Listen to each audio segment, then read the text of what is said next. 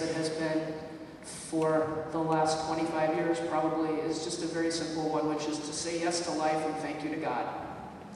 And that's where things come down. And as difficult or as complicated as pieces can become, say yes to life and thank you to God is what, for me, moves me to the next place. I don't have to be happy about that. I don't have to be excited about it. But if I live from that place, I move forward in all of these areas, and it also is inspirational, and I can be inspired to try to bring others, sometimes drag others along, but to at least maybe lead, so, sometimes it's more than that, others to the next place to work together. I'll just say one last thing about disaster chaplaincy services. We're an agency that's been around. We're actually pre-9/11.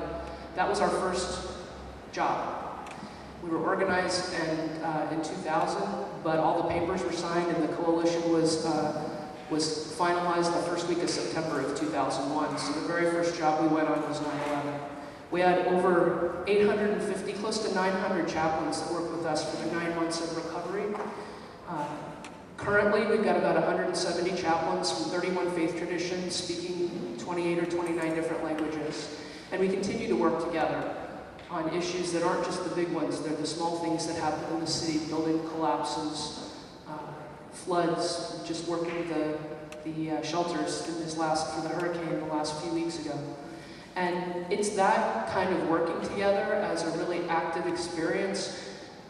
You don't know who's going to be affected by a disaster or a crisis. You can't predict that. The social justice part that comes from that, however, is while disasters don't discriminate, response to disasters do discriminate. And a disaster can hit anybody, but if you have resources to deal with the calamity, that's going to affect very differently if you're able to respond or not, if you're able to dig yourself out or not. And so, while we're always there and available for people who need us, generally the people who need us are the people without the means, because if they've got means, they take off and they take care of themselves, however it is. So finding ways to Red Cross responds to between 7 and 10 fires every single day here in New York City. And the people who can take care of themselves don't need their help. It's the ones who can't that need the help. So find ways in the city while you're here to actually do something for somebody that's in need here. And this is how we, begin to build those building blocks now, so that when you're actually out there and people are looking to you and ask you, so how do we do this? What should we do? We want to do social justice, but we don't know how to do it. You've got the experience that you've really mined here, in an environment that's going to support that and encourage that. Thank you. Thank you. Thanks so much, Julie. That's excellent.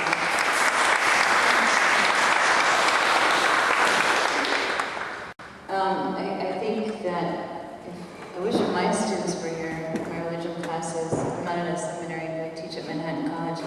And I was talking about the difference between orthodoxy and orthopraxy. And I think Julie definitely is exemplary of both. And I think that's very hard to balance in life. You're out there and you actually put those rituals into some kind of action. And the idea of suffering and how she looks at suffering as being overcome by something, and this takes me to my next introduction. He's a very interesting professor. I've looked at your bio, and the reason I'm thinking of suffering is I just finished my unit on Buddhism.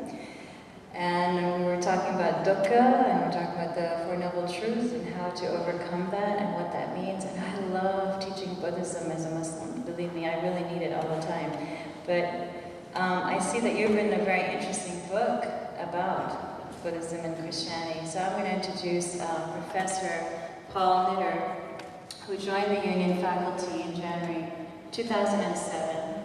He's a leading theologian of religious pluralism. He holds a distinction in theology from the Pontifical Gregorian University in Rome. How lucky you are. And a doctorate from the University of Marburg, Germany. Lucky again in Europe. He serves on the board of International Interreligious Peace Council to promote interreligious peacemaking projects. Most of Dr. Knitter's research and publications have dealt with religious pluralism. Since his groundbreaking 1985 book, No Other Name, his latest publication is Without Buddha, I Could Not Be a Christian, a personal journey of passing over and passing that. Let's welcome Dr. Nana, please.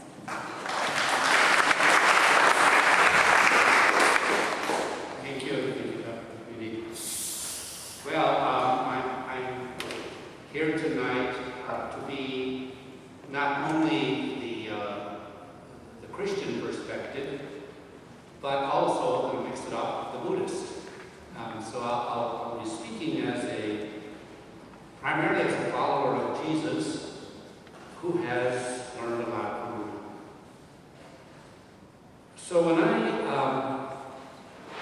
I look at the reality of what happened 10 years ago, what has happened since, and ask myself, what can I be grateful for?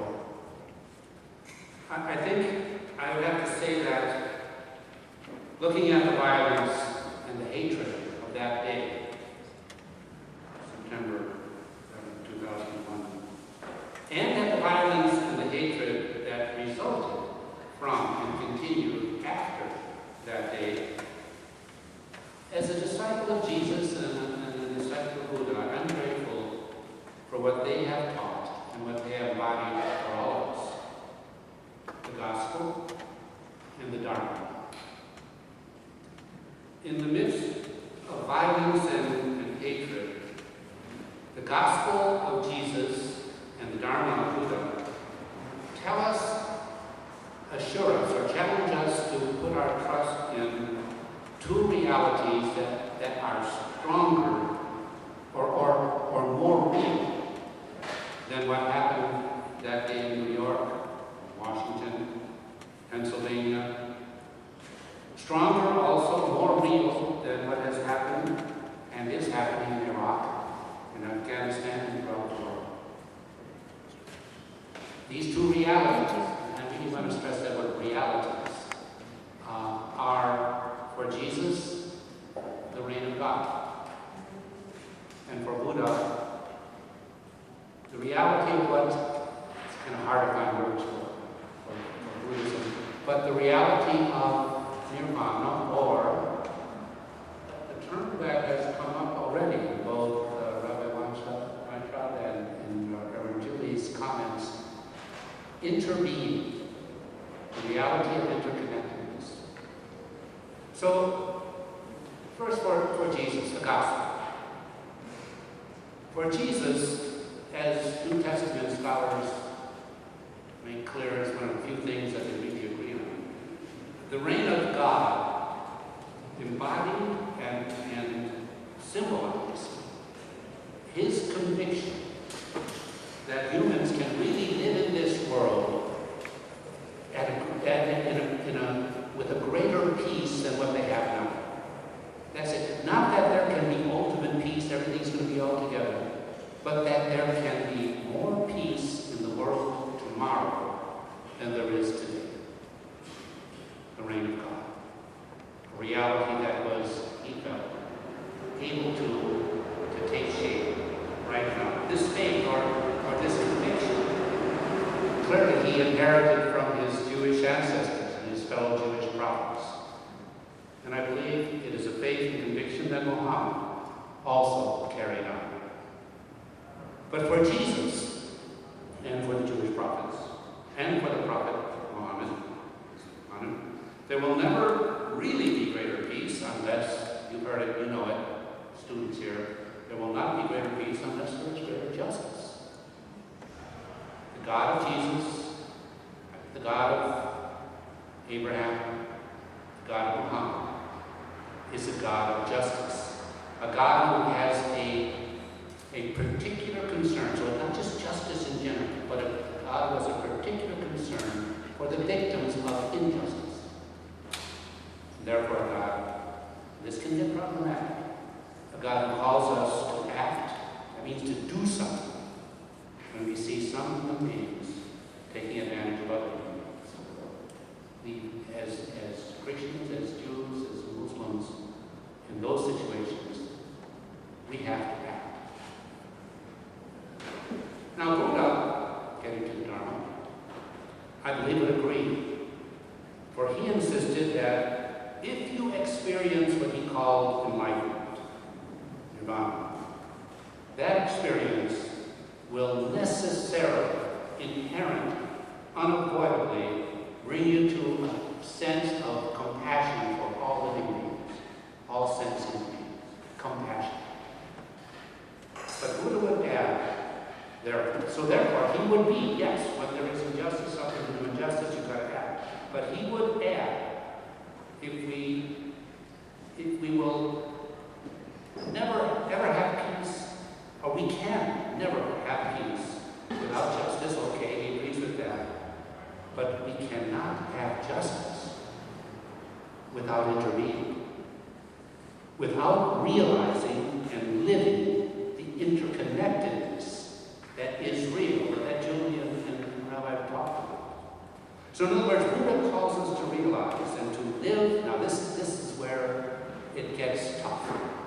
Buddha calls us to realize and live our interconnectedness also with the people who oppress us, who fly airplanes into our buildings, who drop bombs on our villages, for people